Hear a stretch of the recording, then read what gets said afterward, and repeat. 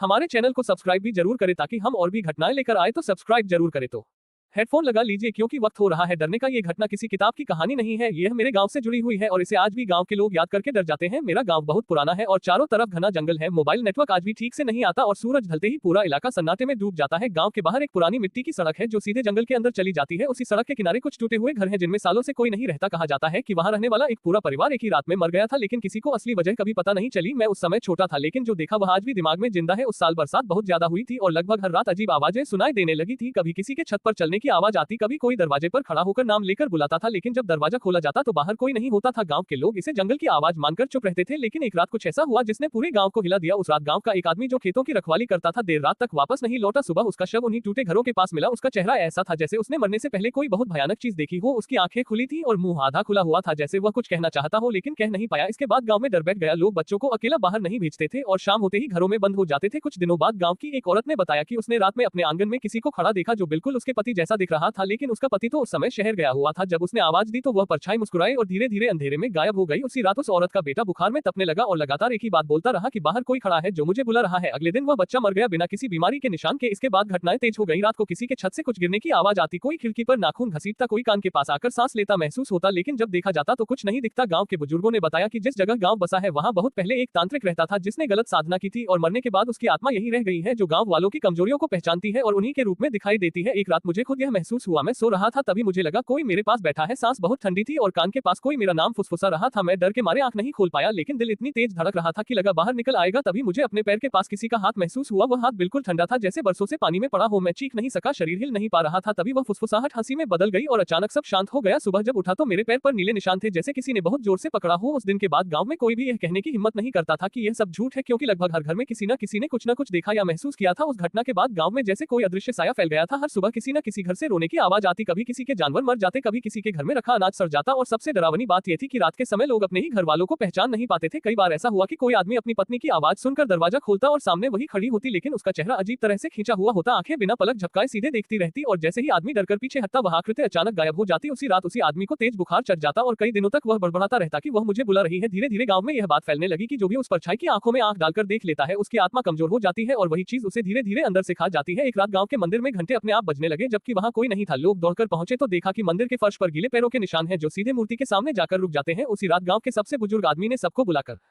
बताया कि बहुत पहले इस जगह पर एक तांत्रिक ने अपनी साधना में गांव के ही लोगों की बलि दी थी और मरते समय उसने शाप दिया था कि यह जमीन कभी शांत नहीं रहेगी। उसने ये भी कहा कि वह आत्मा अब किसी एक शरीर में नहीं रहती बल्कि डर के सहारे पूरे गांव में घूमती है। उसी रात तय किया गया कि सभी लोग एक साथ जागेंगे और कोई भी अकेला नहीं रहेगा, लेकिन आधी रात होते ही अचानक कई घरों से एक साथ चीखें सुनाई दी। लोग बाहर निकले तो देखा कि कुछ लोग अपने ही घरों की दीवारों से सिर टकरा रहे थे जैसे किसी ने उन्हें पागल कर दिया हो। एक औरत अपने बच्चे को जमीन पर पटक रही थी और चिल्ला रही थी कि यह मेरा नहीं है, इससे ले जाओ। गांव के लोग किसी तरह उसे रोक पाए। सुबह होने तक 3 लोग मर चुके थे और कई लोग बेहोश पड़े थे। तभी पहली बार किसी ने उस परछाई को साफ देखा। वह गांव की गली के बीच खड़ी थी, लंबी काली आकृति जिसका चेहरा लगातार बदल रहा था, कभी किसी मरे हुए आदमी जैसा, कभी किसी बच्चे जैसा और कभी बिल्कुल खाली आंखों वाला जैसे उसमें कुछ बचा ही न हो। वह आकृति धीरे धीरे हंस रही थी और उसकी हंसी किसी इंसान जैसी नहीं थी बल्कि जैसे कई आवाजें एक साथ निकल रही हो। उस दिन के बाद गांव से लोग पलायन करने लगे, लेकिन जो भी बाहर गया उसे रास्ते में अजीब घटनाओं का सामना करना पड़ा। कोई कहता है कि जंगल में वही परछाई उसके आगे आगे चलती रही, कोई कहता है कि उसे अपने पीछे किसी के रोने की आवाज आती रही और जो लोग वापस लौट आए उन्होंने कसम खाई कि गांव छोड़ने की कोशिश करने पर वह चीज और ज्यादा हिंसक हो जाती है। अब गांव में बहुत कम लोग बचे हैं और मैं जब भी वहां जाता हूँ रात में दरवाजे के बाहर किसी के खड़े होने का एहसास आज भी साफ महसूस करता हूँ। उसके बाद गांव में समय जैसे रुक गया था। दिन में सब कुछ सामान्य दिखता, लेकिन सूरज ढलते ही डर सांस लेने लगता था। लोग एक दूसरे की आंखों में देखकर भी भरोसा नहीं कर पाते थे क्योंकि कई बार वही चीज किसी परिचित के चेहरे में दिख जाती थी। एक रात गांव के बचे हुए लोग मंदिर में इकट्ठा हुए और तय किया कि जो भी हो अब सामना करना होगा। उसी रात तेज हवा चलने लगी और चारों तरफ से फुसफुसाहट सुनाई देने लगी जैसे पूरा जंगल बोल रहा हो। मंदिर के दरवाजे अपने आप बंद हो गए और अंदर अंधेरा छा गया। तभी एक एक करके लोगों को ऐसा महसूस होने लगा कि कोई उनके पीछे खड़ा है। किसी की गर्दन पर सांस, किसी के कान में नाम लेकर पुकार, किसी के हाथ पर ठंडा स्पर्श और तभी पहली चीख गूंजी। वह गांव का वही बुजुर्ग था जिसने शाप की बात बताई थी। वह जमीन पर गिर पड़ा और उसकी आंखें पलट गईं। उसके मुंह से आवाज आई, यह जमीन मेरी है, यहाँ से कोई नहीं जाएगा। तभी मंदिर की दीवारों पर खून जैसे निशान उभरने लगे और लोगों ने देखा कि छाया अब सिर्फ एक नहीं थी बल्कि कई रूपों में बन चुकी थी। कोई मरा हुआ बच्चा, कोई औरत, कोई बूढ़ा, कोई जानवर, सब एक साथ घूम रहे थे और हर रूप किसी न किसी गांव वाले की कमजोरी जानता था। कोई अपने मरे बेटे को देखकर टूट गया, कोई अपनी मां की आवाज सुनकर आगे बढ़ा और जैसे ही कोई उस छाया को छूता वह जमीन पर गिर जाता और उठता नहीं था। उस रात गांव में कोई चीखने वाला नहीं बचा, केवल हंसी बची जो पूरी रात गूंजती रही। सुबह जब सूरज निकला तो गांव में अजीब शांति थी। मंदिर के अंदर कई लोग मरे पड़े थे और कुछ लोग ऐसे बैठे थे जिनकी आंखें खुली थी लेकिन उनमें कोई जान नहीं थी। वे सांस तो ले रहे थे लेकिन बोल नहीं पा रहे थे, जैसे उनकी आत्मा कहीं और कैद हो गई हो। इसके बाद गांव पूरी तरह छोड़ दिया गया। सरकार के लोग आए लेकिन किसी ने वहां रुकने की हिम्मत नहीं की, क्योंकि रात होते ही वही फुसफुसाहट, वही कदमों की आवाज और वही हंसी सुनाई देती थी। आज भी वह गांव नक्शे में तो है लेकिन वहां कोई नहीं रहता, और जो कभी भूल से उस रास्ते से गुजरता है वह कहता है कि किसी ने पीछे से उसका नाम लिया और जैसे ही उसने पलटकर देखा उसे लगा कि उसकी परछाई उससे अलग होकर उसे घूर रही है। और यही वजह है कि उस गांव का नाम आज भी लेने से लोग डरते हैं, क्योंकि जो नाम लेता है वह ध्यान में आ जाता है और जो ध्यान में आ गया वह कभी पूरी तरह बच नहीं पाता। गांव खाली होने के बाद भी यह कहानी खत्म नहीं हुई, क्योंकि जो लोग वहां से बचे निकल आए थे वे अपने साथ डर को भी ले गए थे। कई साल बाद जब मैं बड़ा हुआ तो मैंने उन्हीं लोगों से दोबारा बात की जो उस रात जिंदा बचे थे। उनमें से अधिकतर की जिंदगी कभी सामान्य नहीं हो पाई। कोई अचानक पागल हो गया, कोई बिना वजह चिल्लाने लगा, कोई पूरी रात